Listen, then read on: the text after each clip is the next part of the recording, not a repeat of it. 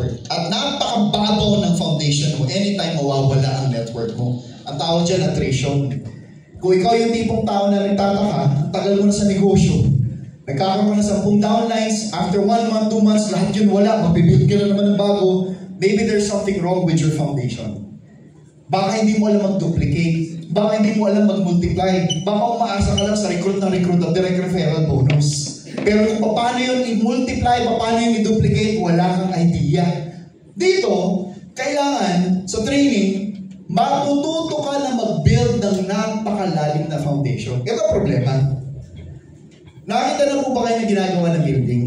Yes. Di ba habang binibuild nyo napakalalim na foundation, merong nakaharang? Hindi mo makikita eh. Tama? Kung gusto mo makita kung gano'ng malalim, kailangan magpaalam ka muna kung pwede makita. Pero, hindi mo makikita yun. Tama mo ba? Yes. Sa network ganun din. Di ba nakikita nyo yung end result? Yes. Nakikita nyo yung Pearl Home na naka-Lamborghini. Nakikita nyo si Joseph Lim na kumikita ng pagkalaki-laki. Si Albert Hasman nakabili ng Kellen lang, bumili ng Prado after niya bumili ng Range Rover. Range Rovers ranging 10 to 12 million. Bumili ng gano'n. Yan ang nakikita nyo. Pero ito problema, hindi nyo nakita kung paano sila nag-build ng napakalalim na foundation.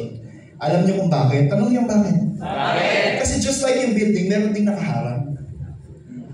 Ang nakikita nyo na yung end result, pero hindi nyo nakita pa paano nag-build ng foundation. Gusto nyo malaman? Tanungin nyo. Tanungin nyo mismo, lumapit kayo, apply ano bang ginawa nyo. Kasi nandun na ako sa point na gusto mo na mag-quit. Nung umabot ka sa point na gusto mo na mag-quit, ano yung ginawa mo? Nung pinagtatawanan ka ng mga tao ng mga taong ini-invite mo, ano ginawa mo? Paano mo na-manage na i-motivate yung sarili mo na kahit hirap ka na, kahit wala ka ng pera, tumuloy ka pa rin, kaya nandito ko ngayon sa estado ng buhay mo. Dapat ganun. Hindi ko sinasabi na puros end resulta na nakikita natin, pero ang kailangan natin makita yung process. Ang kailangan natin bigyan ng importansya yung journey nila. Paano sila nag-training? Ano yung mga training sa pinag-aralan nila? Ano yung mga pinagdaanan nila? Yun yung mas importante kesa dun sa end result. Okay, pakita yung result. Pero what's more important is to know ano yung mga pinagdaanan nila, ano yung journey nila, ano yung process.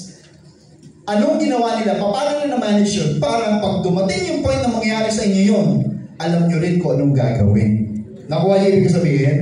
Hindi pong pala pa-quit ka na. I'm sure lahat ng top 20 natin umabot sa point na yun na pa-quit na rin. Pero ano ginawa nila? Ba't hindi sila nag-quit?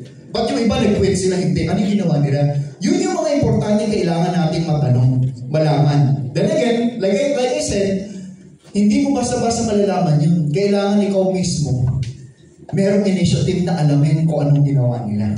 Ganun kahirap yun. Are you guys learning? Yes! Tanungin mo yung katabi mo, natututo ka ba? Natututo ka ba? O yung mga viewers natin, natututo po ba kayo?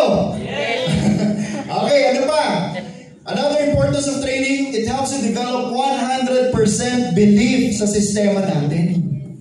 Ito tanong, kayo po ba naniniwala na one day magiging successful sa A Global Group of Companies? Yes! Naniniwala po ba kayo na one day magkakaroon kayo ng sarili niyong kotse? Yes! Sigurado kayo? Yes! Kung naniniwala kayo, ibig sabihin ang belief niyo sa sistema natin is 100%. Yes! Pero ito problema, ang dali-dali lang naman magsabi na, yes! Dali-dali lang naman. Malay ko, iba sa inyo, parang malupiton lang, di ba? Naniniwala ba kayo? Naiyaman kayo? Yes! Gaganon, di ba?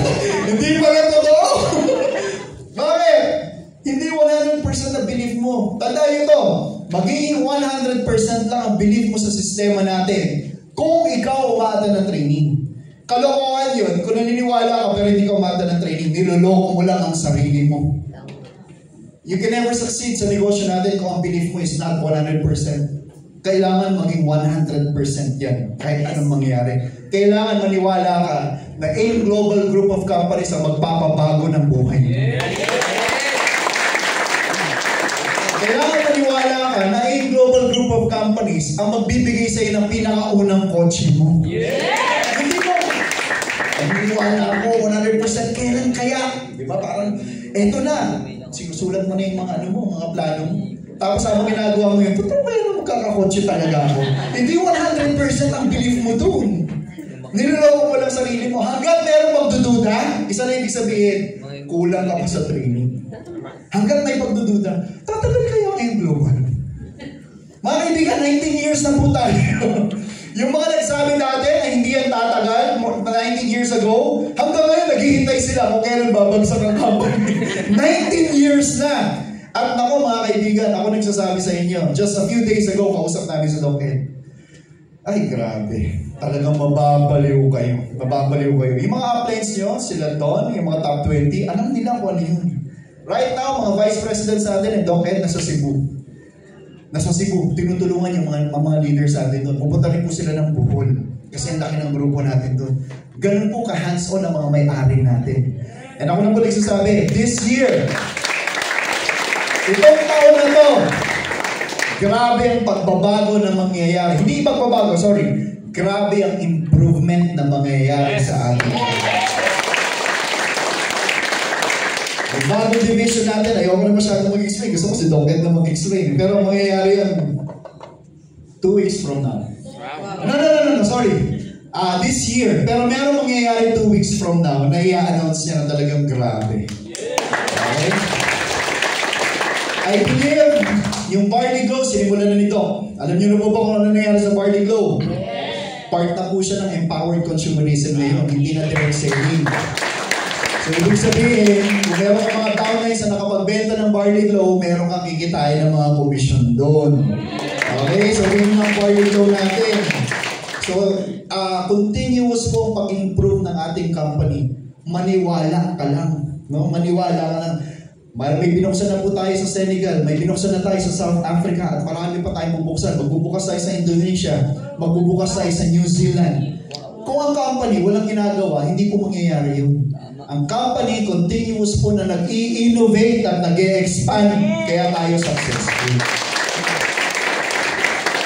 Pag alam mo na gano'n na ating company, hindi ka pa ba maniniwala? Kung naniniwala ka sa company, isa na lang ang kulang. Kung naniniwala ka sa sarili mo na one day yayaman ka sa negosyo.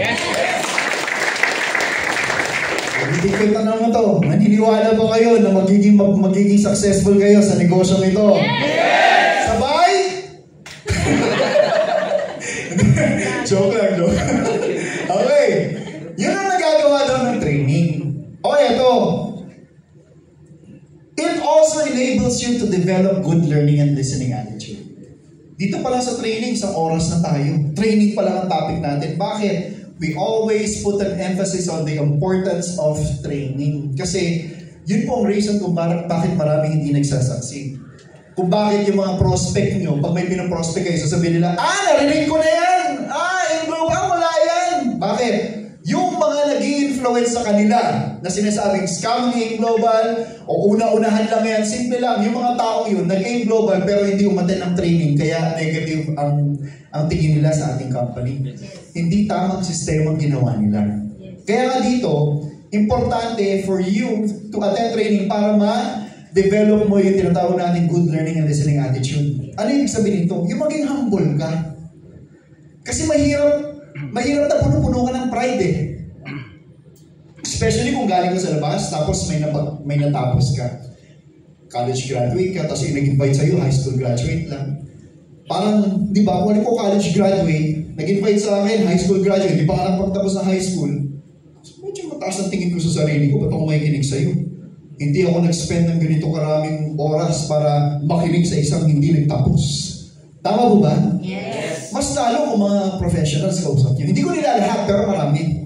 Like, for example, may degree. Mga architects, engineers, doctors, lahat ng mga professionals. Kaya ang hirap makakita dito ng mga professionals.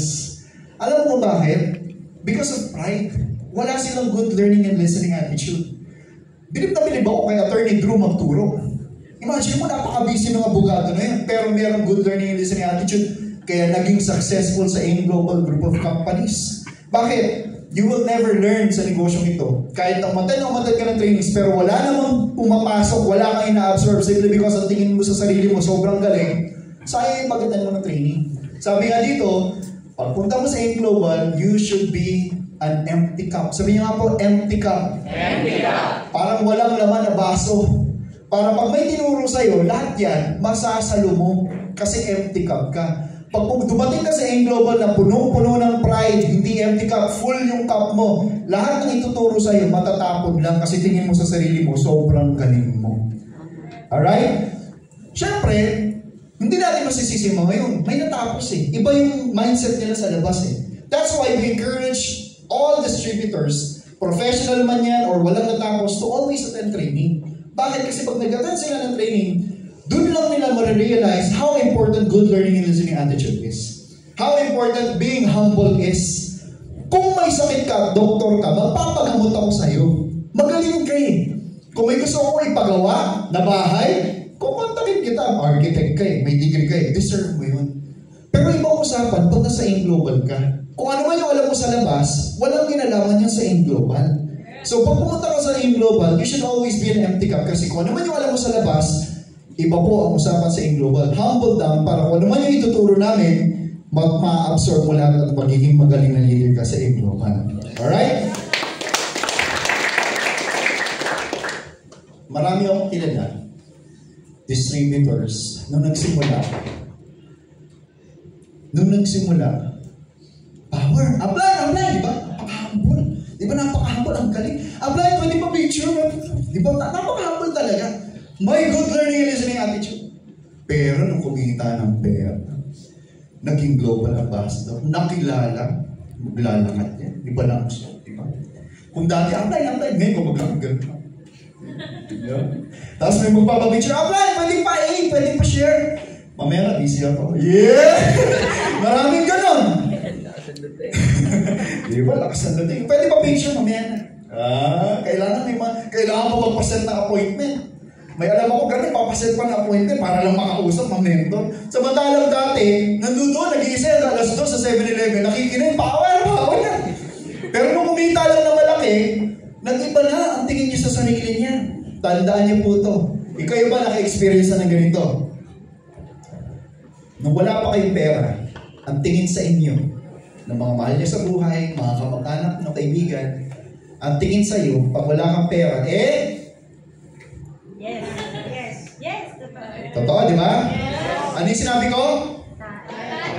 Hindi naman kayo maririnig eh. Yung mic nandito sa akin. Hindi ko masabi kasi nakalive tayo eh. Pag wala kang pera, ang tingin sa'yo, Ay nga. hindi naman kayo maririnig eh. Ulitin ko, ano tingin sa'yo? Ay nga. Tama, no? Totoo yun. Promise. Kung ang tingin sa'yo, ganun. Tapos kumita ka na ng pera. Daming nangyari yan sa Global, yung mga talagang walang-wala, tapos kumita ng pera. Maniwala kayo, kung halimbawa wala kayong pera ngayon, at kumita kayo dito, nagkakotse kayo, mag-iiba ang trato sa iyo ng mga kamag-anak niyo. Yes. Agree kayo doon? Yes. Kung dati nakikita ko dyan, parang palamunin, di ba? Pag kami bisitan, dito na naman to, kakain, may ikain na naman sa bahay, di ba? Maniwala kayo sa akin, kung kumikita ka na malaki, may kotse ka na, pumasok ka sa bahay, uy, dito. Sabihin yung anak niya, ano ka ba? Nandito dito, tignan mo na kape. Saman! Ganun, di ba? Nag-iibang trato sa'yo. Kahit na hindi ka humingi ng kape, pag titimplahan ka ng kape niyan. Bakit? May pera ka na, may kotse ka na. Ganun yung ibang nangyayari sa mga distributors natin. Pumapasok sa utak nila, sa ulo nila, yung achievements nila. Tandaan yung importance ng good learning and listening attitude. Pag ikaw kumita ng pera, gumanda ang estado mo sa buhay, naging may position ka, may kotse ka na, always remember this. Kaya nagbagong trato sa iyo ng mga kamag-anak mo, ng mga kaibigan mo, hindi naman dahil sa iyo yun.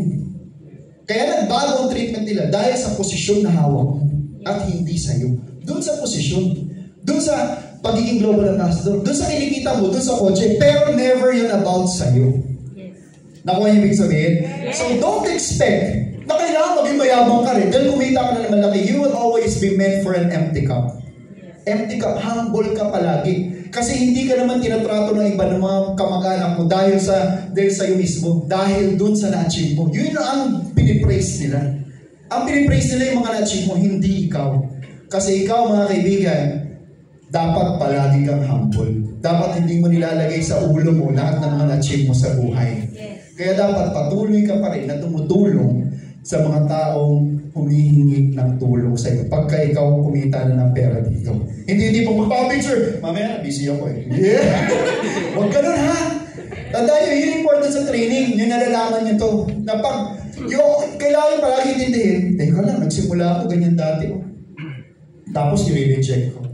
Parang pinahihirapan mo yung sarili mo yung nanggaling ka naman doon dati. So tandaan nyo mga kaibigan, importante po na umattend kayo nito para makapag-develop kayo ng good learning and listening attitude.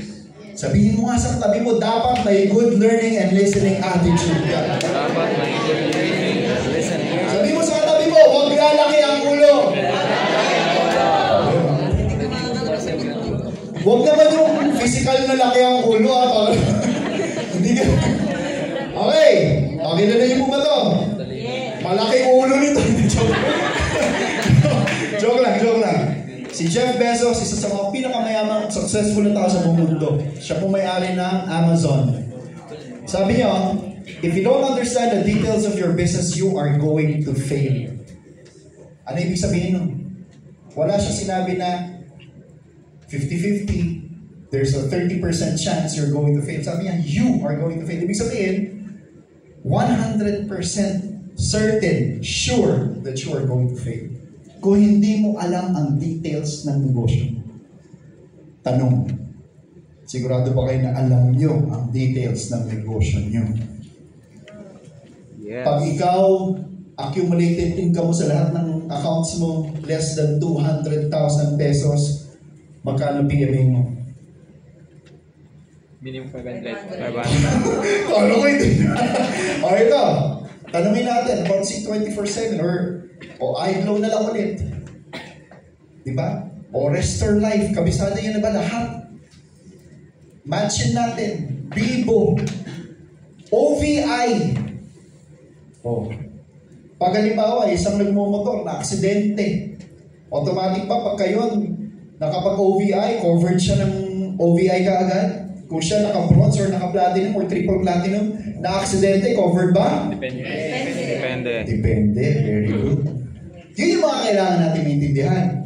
You are going to fail kung hindi mo kabisado ang detalye ng negosyo mo. So kung ikaw naniniwala na hindi mo pa kabisado ngayon, then you are going to fail. Papayag mo ba kayo na dito sa negosyo to magfe-fail kayo? Hindi. Papayag kayo? Hindi. O di, alam niyo lang kailangan nyo gawin. Know the details of your business. Kasi kung ikaw may duda pa rin, kabisado ko kaya si 24/7? Ano ba nagagawa ng si 24? Ano ba meron doon kumpara sa complete? Ba't yung iba gusto complete? Ako si 24/7. Ano meron sa complete? Anong wala sa complete na meron sa si 24/7? Pag yung iba gusto sa complete, bakit yung iba sa Restore Life? Bakit yung iba mas gusto yung Colitus na may kasamang complete more than the si 24/7? Ano pinagkaiba nun? Alam niyo ba, sigurado kayo yung details ng negosyo niyo. Bakit yung iba hindi kumikita ng UPP? Parang makapag-PMA naman ako. Ba't hindi ako nag-income sa UPP, sa Unilevel lang, tsaka StairStep? Alam niyo ba kung bakit? Dapat alam niyo yun. Paano kayo magiging prime position? Alam niyo po ba? Dapat lahat kabisado niyo yun. Because if you don't understand the details of your business, alam niyo na kung ano mangyayari sa inyo. Kayo ay mag-fail. That's why out of the 6 million distributors, 21,000 lang ang millionaire circle. Simply because, doon sa mga natira, they don't understand the details of their business. Tanong, papayag ba kayo doon sa mga hindi kasama sa millionaire circle? O gusto nyo makasama sa MC? Yes. Gusto nyo ba makasama? Yes! Then, simple lang, know the details of your business. Kabisaduhin nyo, internalize nyo, huwag kayong pumayag na hindi nyo alam. Kasi negosyo mo to. Para ka nagtayo ng sari-sari store, nag-invest ka ng 50,000, 100,000, na hindi mo alam kung magkano yung mga binibenta mo para malugi ka. Napakasimple nga, sari-sari store lang. Hindi naman magbabago ang buhay mo dun eh. Hindi mo naman sasabi sa magulang mo na, Tay! Mag-good ka na kasi may sari-sari store na ako. Huwag ka na magtrabaho, ako na bahala sa'yo. Hindi naman ganun eh. Pero simpleng sari-sari store, kailangan nga makabisado mo lahat. How much more pagbabago ng buhay sa global group of companies? Dapat mas kabisado mo. Nakuha niyo ibig sabihin? Yes! Are you learning? Yes! Ano may katabi Sabi mo ulit, natututo ka ba? Palaging ganun eh. Yung isa, natututo ka ba? Yes!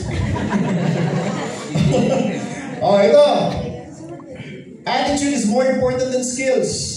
Mas importante daw ang attitude kaysa sa skills. Sabi nga, 85% of your success will comprise of your attitude, 15% skills. So sabihin nila, meron akong 85%, kuha ko na yung right attitude ko, hindi ko na kailangan ng skills. Hindi po, hindi ko na ibig sabihin. Kung wala kang skills sa negosyo ko, hindi ka magsasucceed. Pero, never mo ma-acquire lahat ng skills sa negosyo to kung ikaw walang tamang attitude. Kung ikaw ang tingin mo sa sarili mo, sobrang galing, nagsisimula ka pa lang. Kung wala kang pinakikinggan ng mga uplines and mentors, kung tingin mo sa sarili mo, hindi mo na kailangang matuto sa mga mentors mo dahil sobrang galing mo na sa labas. If you have the wrong attitude, never mo makukuha lahat ng skills dito. And we know how important skills are sa negosyo to.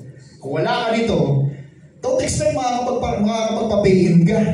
Para makapagpapayin ka, kailangan dyan skills. Para makapag-manage ka ng 10,000 na tao sa grupo mo, kailangan dyan leadership skills.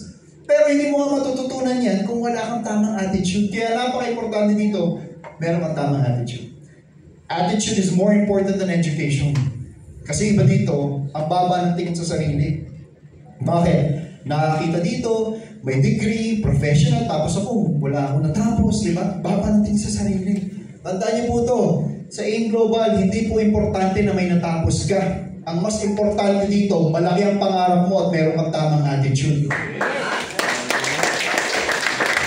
Kahit wala kang alam, mas gusto namin walang alam. Bakit? Kasi kung wala kang alam, yun yung mga willing matuto. At yun yung mga magiging sobrang galing sa negosyong to. Mas mahirap mga turuan yung mga may alam eh. Sa labas, tapos dumating dito, mas mahirap turuan yun. Bakit? Ang hirap, dahil feeling nila ang galing-galing na nila. Dito sa negosyong to, dapat palagi kang empty cup. Kasi di namin nire-require na may natapos ka. Ang kailangan lang namin dito, malaki yung pangarap mo at gusto mo magbago ang buhay mo. Okay? At, of course, hindi natin tinotolerate dito ang mayroong attitude na tinatawag na acne or alam ko na yan. Pag nagtatraining ako sa Africa, hindi ko pwedeng sabihin na acne. Ang tawag ko doon, ikta. I know that already. English, hindi na maintindihan yun. Okay. Ang mga tunay na networkers, ang mga tunay na leaders, mga successful na tao, they understand na never nilang masasabi na alam ko na yan. Kahit yung mga billionaires natin dito, kahit sila Lucio Tan, Henry C., they know na hindi nila pwede sabihin na alam ko na yan kasi ang success is a learning process. Kung ano man yung alam mo ngayon may never be applicable 2 years from now. Pwedeng magaling ka ngayon pero kung huminto ka dahil alam mo na yan, huminto ka mag-aral, baka wala na mangyari sa'yo 2 years from now. It is a learning process. Continuous process po ang pagiging magaling. So ang mga successful na tao, they understand na hindi nila tinotolerate ang tinatawag na attitude na alam ko na yan. Kasi as a leader, dapat everyday may natututunan kayong bago. Alright? Okay. Learn the business as soon as possible. Okay lang kayo? Yes! Sabi ko, dapat may energy.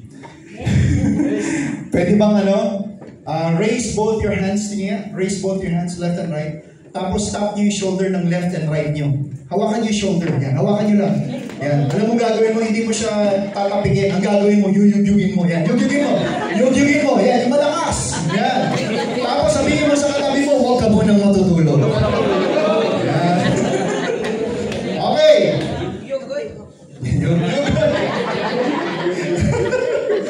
Okay. Learn the business as soon as possible. LCOP, Product Demo, NDO, and ASAP. Dating ECA pero may ASAP po yan. Pinalitan lang po pero originally ASAP training po talaga yan. Ito yung sinasabi ko ng mga basic training sa kailangan nyo makabisado. Yung tipong pag networker ka, kailangan talaga makabisado mo yun. Hindi pwedeng hindi. Kasi requirement sa success to ng AIM Global. Kailangan kabisado mo to.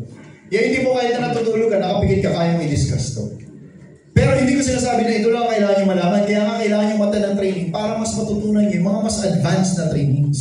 How to become a leader, paano magbenta, paano mag-recruit, paano mo i-handle yung mga objections. Lahat ng mga bagay yun, mga hard skills man yan o soft skills, lahat yan matututunan mo if you keep on attending trainings. Pero ito yung basic. Alright? Dapat ito kabisado nyo. Lahat mo ba kayo kabisado to? Kahit walang PowerPoint? Noong nagsimula kami, hindi usong PowerPoint. Wala pang PowerPoint dati. So wala kami choice kung hindi pasok talaga lahat sa utak namin. Kasi every time na mag-discuss kami, nasa utak namin, sinusulat lang namin, kabisado namin. Wala kaming kodigo. Ngayon, ang daya, no? Meron ng PowerPoint. Kahit hindi mo alam, titignan mo na lang, ito pala yun. Dapat kabisado niya by heart.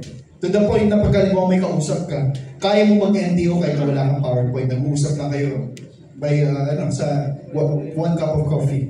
Sa coffee shop, nagkikwentuhan kayo. Hindi mo alam, nag-NTO ka na. Kasi alam mo by heart yung basic na trainings natin. Ano ba? Steps in attaining your dreams. Sabihin nyo nga po, steps. Pag sinabing steps, walang shortcut yan. Okay? Step by step yan para makuha yung pangarap nyo. Magsisimula yan. Ano yan? Ang bilis na no? Yan. Magsisimula yan sa'yo. Maging member ka, maging part ka ng community natin, magsisimula yan. Pag nag-member ka, ang una mo kailangan magkaroon is good learning and listening attitude. Bakit kailangan mo maging humble? Kailangan mo maging amtika para matuto ka.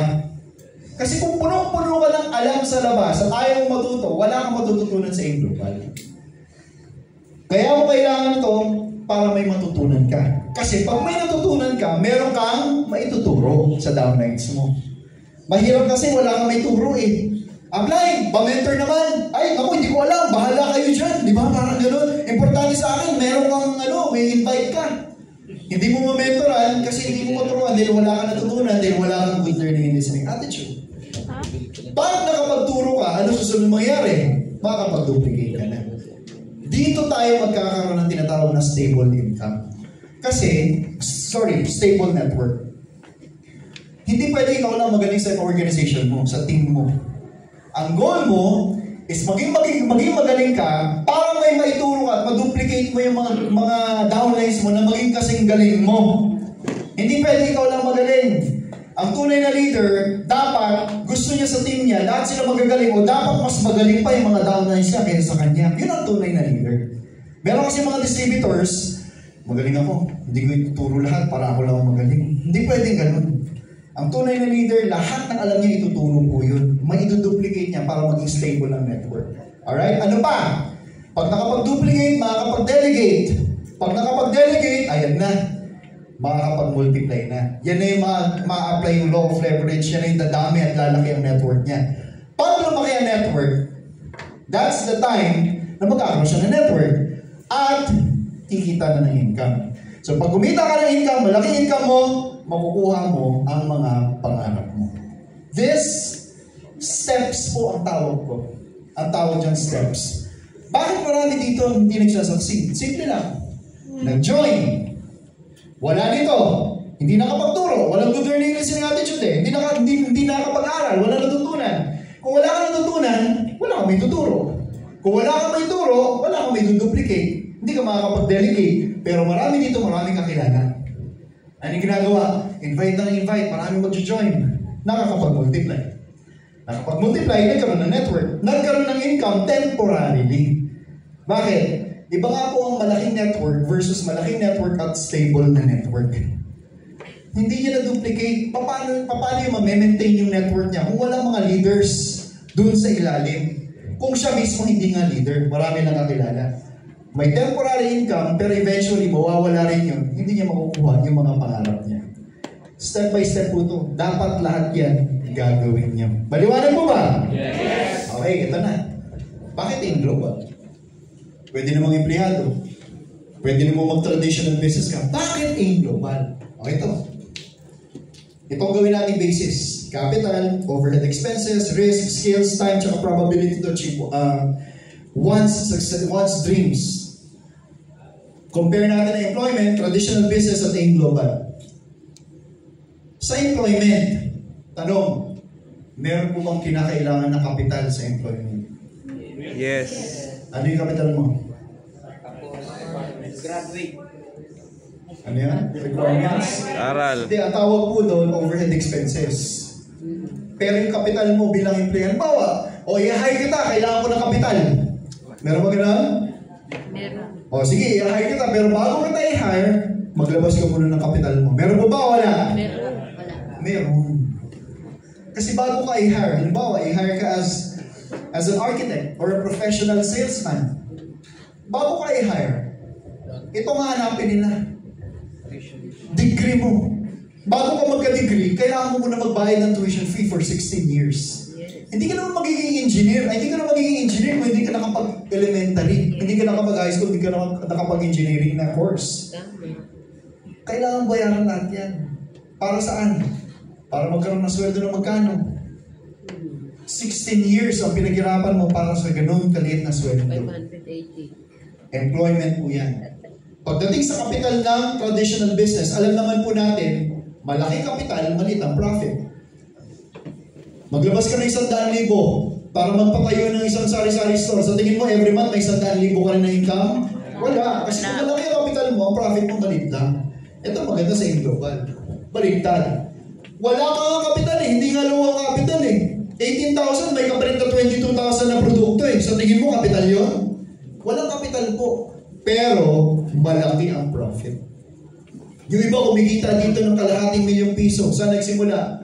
Sa 10,000, sa 18,000. Sino panalo? Employment, business, or global?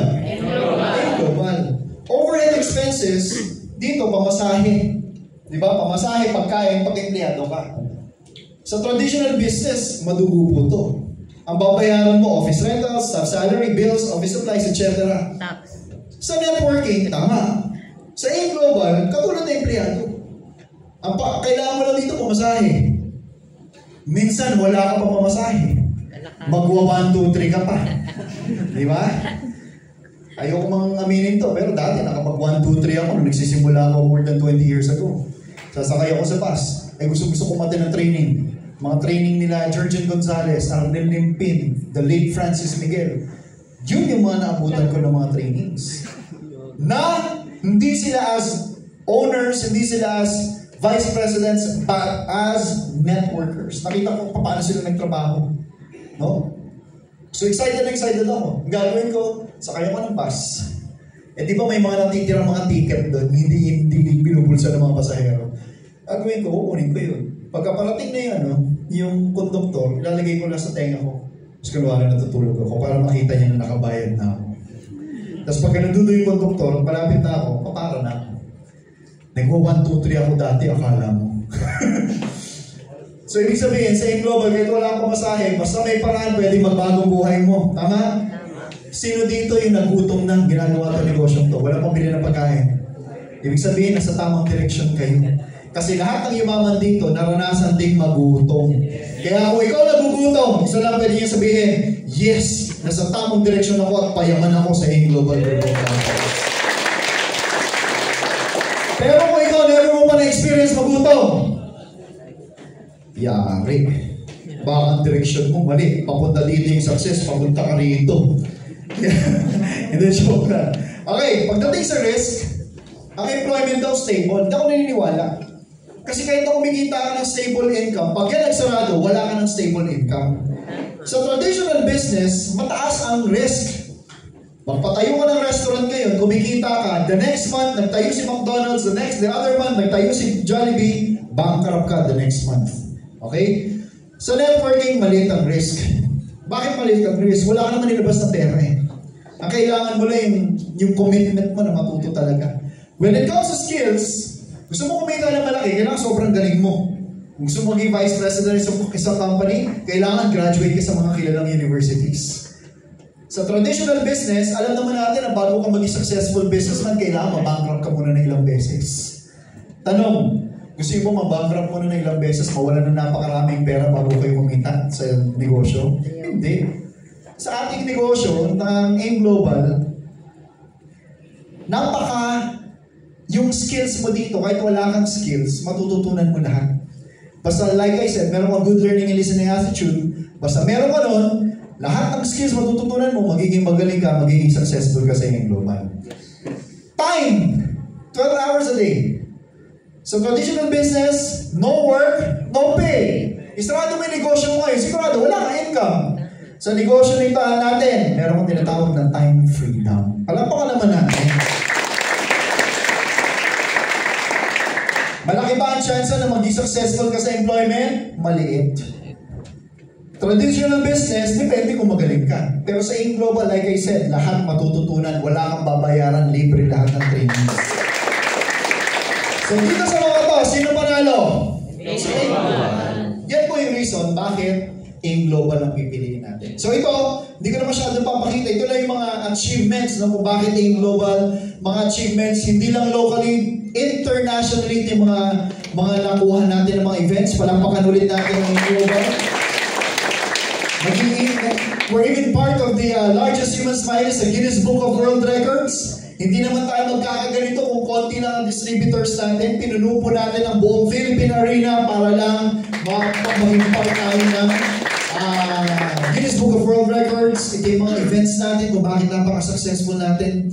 Continuous ang events, locally and internationally. Every time na magpunta po ako sa Africa, palagi pong punong-puno ang mga events dyan kasi mas more on offline sila dyan, more than online. Kaya punong-puno ng tao talaga doon. As in, punong-puno ng tao. Yan. Again, also our products, the reason napaka-successful natin, kung walang kwenta ang mga produkto natin, hindi naman tayo magsasucceed. Kung bakit number 1 tayo ngayon, kung bakit 19 years na tayo sa industry ng MLM sa Pilipinas, because we have amazing products. Kung ikaw nanonood ng live ngayon, sabihin mo nga, i-comment mo kung naniniwala ka, magaling ang produkto ng AIM Global. Yan. Okay, next. International branches. Sabi ko na napunta dito. I've been to Uganda, Kenya, Tanzania, Rwanda, Singapore. Meron din tayo sa Macau. Yan. Ito po yung dati, hindi po updated to. Pero now we are more than 50 na po sa buong mundo. Ganun po marami ang mga branches natin ng AIM Global. Ito po, kaya-kaya ko sabihin, napaka-proud po ako. Kung meron mo tayo sobrang successful na nagawa, ito po yung mag-expand tayo sa ibang bansa. Marami pong nag-a-attempt na ibang companies. Hindi ko po sinisiraan, pero marami nag-a-attempt. Hindi po nila magawa. Sinubukan nila, nagbukas, after a few months, sarado. Pero ang AIM Global, pagdating sa expansion, sisiw na sisiw po sa AIM Global. And I'm proud to say na part po ako doon. Yes! Okay. Skills. Sabihin nga po, skills. Skills. Simple na lang po ito. After nito, last na po, tapos na tayo. Kasi I believe meron tayong event na mangyayari after. In 25 minutes. Yan. So, make a prospects list. Ba't nyo kailangan gumawa ng prospects list? Hindi porke na-reject ka, tapos na yun. Tandaan nyo, pag na-reject ka at naging successful ka, babalikan mo yung mga taong nag-reject sa'yo. Yes. Hindi natin alam, baka yun ang susunod na agila mo. Perfect example, Jurgen Gonzalez, kung hindi nyo alam. Ang best friend po nun is an MLM legend, was an MLM legend, the late June Quintanar. So dati pong jeepney driver yun sa Pasig, in-invite si Sir Jurgen, syempre engineer, di ba? Parang, syempre, siya naman, aminado siya na parang hindi siya naniniwala. Una, pinagtatawanan niya. Sobrang negative. Pero nung naging successful, yumaman ang isang June Quintanar na best friend niya, dun nag-join ang isang Jurgen Gonzalez. Kung walang prospects list ang isang June Quintanar, hindi niya nababalikan si Sir Jurgen. So, hindi natin alam yung mga tao pwede mag-reject sa'yo ngayon. Hindi ibig sabihin hindi sila agila. Hindi ibig sabihin hindi sila ang tamang tao. Baka naman hinihintay lang ang resulta mo. Kasi pag ikaw nagka-resulta, baka yun ang susunod na agila mo. So importante na kailangan, i-list down mo lahat. Wala kang wala kang ino-omit ba tawag doon or kino-cross out. Kasi lahat, diba, walang sinisino po ang global, lahat pwedeng yumaman dito. So wala ka dapat pinipili. Alright, so make a prospects list. Paano ba mag-invite? Yan, syempre ito, very basic. Maraming ways to invite, pero ito, very basic. Form or the family occupation, recreation, bago nyo i-send yung message. Ito yung sinasabi ko sa online market, sa mga onliners. hindi pwede na ang skill mo lang is online. Kasi hindi naman palagi nasa hub kayo eh. Tama po ba? O kung araw nasa hub kayo, 365 days in 1 year, nasa hub po ba kayo? Hindi na kayo lumalabas, pumunta ng mall, di ba? What if pumunta ka sa mall? Nakita mo yung kaibigan mo, napaka-potential. Uy, potential to! Eh, hindi ka marunong mag-offline. Ano sabihin mo? Uy, pare, grabe, hindi ko alam kung ano to, kung coincidence to. Alam mo, meron ako negosyo. Kunin ko nga yung Facebook mo, may isasend ako na script. Pwede ba? Bakit? Hindi mo alam paano ka mag-invite ng person. Kasi wala kang alam sa offline. Marami po dito, hybrid na po yung pagiging online nila, online system nila, hybrid online system. Yung mga uplines nila, doon bilib ako sa mga uplines na yun. Kasi they make it a point na pagka ang main bread and butter nila is online system, pero hindi sila pumapayag na hindi matuto yung mga downlines nila na mag-offline din. Parang ganito, may kotse, gusto niyo matuto mag-drive. Natuto ako sa manual. Tapos, natuto rin ako sa automatic. Kaya ko sabihin na certified driver ako. Pero meron din mga drivers na hindi natuto mag-manual. Natuto ko agad mag-automatic. Kung halimbawa ko natuto ko ng automatic, hindi ko kaya sabihin na magaling ako na driver. Hindi ako, walang fulfillment sa akin na kaya ko sabihin talagang magaling ako na driver. Kasi deep in my heart, hindi ako marunong mag-manual. Para sa network marketing din, ganun. Masasabi niyo na certified networker kayo kung kayo, hindi lang onliner, pero hybrid online system yung ginagawa niyo. Kasi kahit offline man yan, alam niyo lahat ng skills. Sabi nga, di ba, the more skills, mas malaki ang chance na maging successful ka. So huwag kayo mag-focus on the things na alam niyo na pwede naman kayo mag-explore pa ng ibang pwede na magawin. Kasi hindi natin alam. Pagpunta niyo sa mall, may nakita ka, di ba? Eh dahil wala kang skills offline, uy, grabe! Power! Woo! Grabe! Meron akong negosyo, AIM Global. Halika, invite kita. May papel ka ba? Ini-invite mo kaagad, tapos pinipresentan mo kaagad. Wala kang skills about offline marketing. You need to understand na pag-invite, hindi lang basta-basta ipipresent mo agad yung marketing plan. Ang pag-invite, more on kamustahan, kamusta pamilya mo, anong pinagkakaabalahan mo ngayon, tapos anong mga ginagawa mo, saan ka nagtatrabaho ngayon, kamusta pamilya mo, kamusta si misis, kamusta anak mo. Tapos, bakit mo kailangan tanungin yun? Kasi kailangan ma-identify yung needs. Hindi palagi ang target mo i-present yung marketing plan. Paano kung mayaman yan? Paano kung ikausap mo 10 taon na hinintay na ma-promote sa trabaho niya? Passion niya. Halimbawa, DJ Lunyo. Kilala mo ba sa DJ Lunyo? Kahit na meron mo ng network marketing yun, ang passion nun, pagsasayaw. Siyempre, buong oras niya, kumita sa pagsasayaw at pagdi-DJ.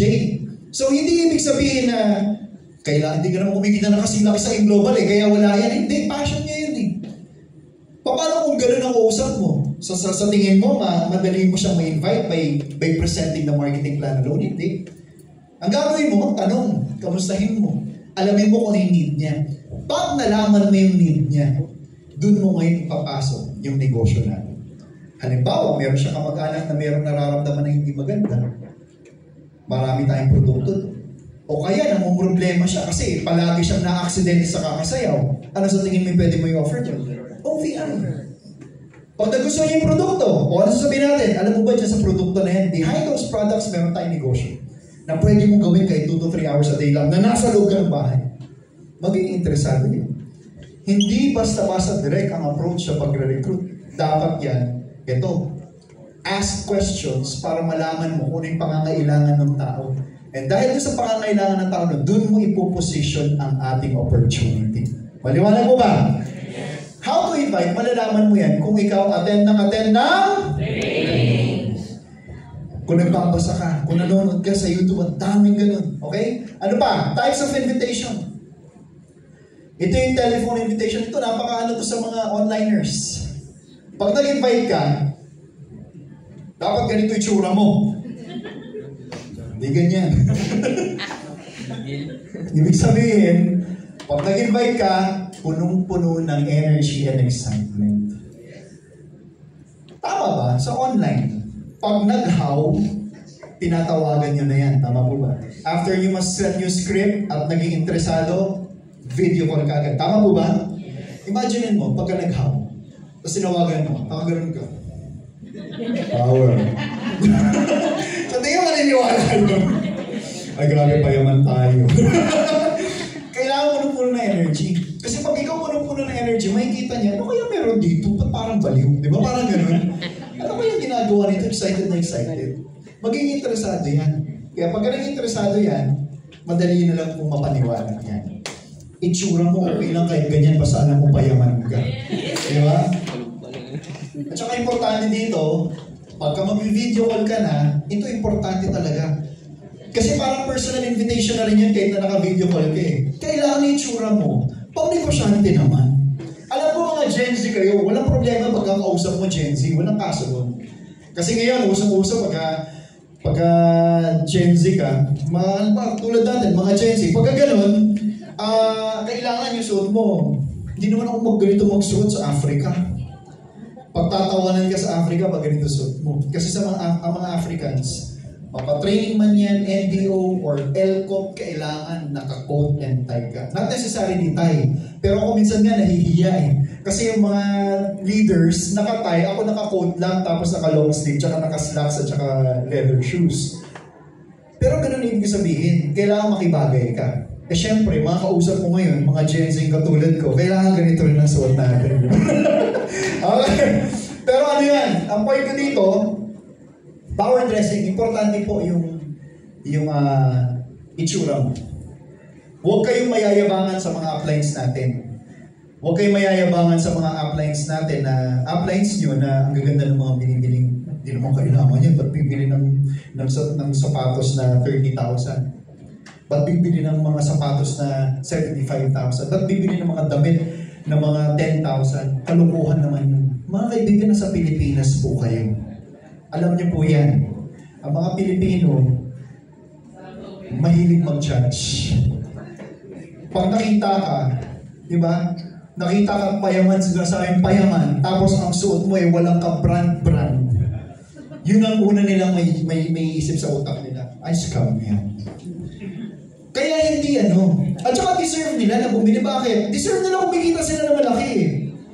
Pero hindi naman kinakailangan na branded yung damit mo kung wala kang pambili. Pero kailangan presentable ka. Kasi nag-offer ka ng billion peso company. Kaya dapat ang itsura mo mukhang bilyonaryo din. Tignan mo yung katabi mo. Ano yung itsura niya katabi mo? Mukha bang bilyonaryo yan? Ano ba ako? Nasa Cavite ako. Nagtatraining ako, sabi ko, dapat mukha kayong milyonaryo. Tingnan niyo yung katabi niyo.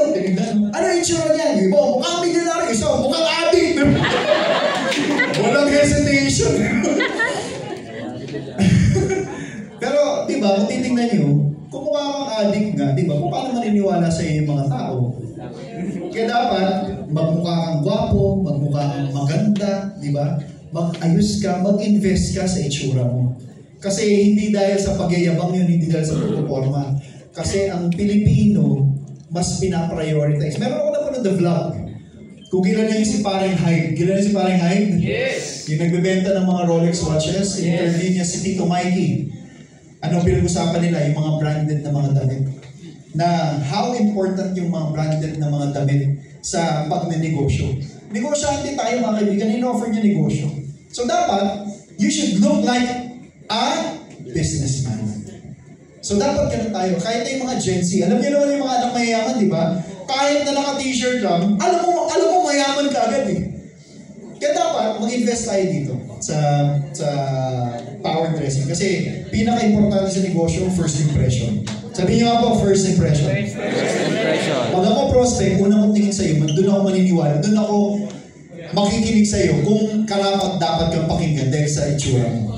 Alright? So, may natututunan po ba? Yes! Ayan na, ABC rule. Malapit na tayo.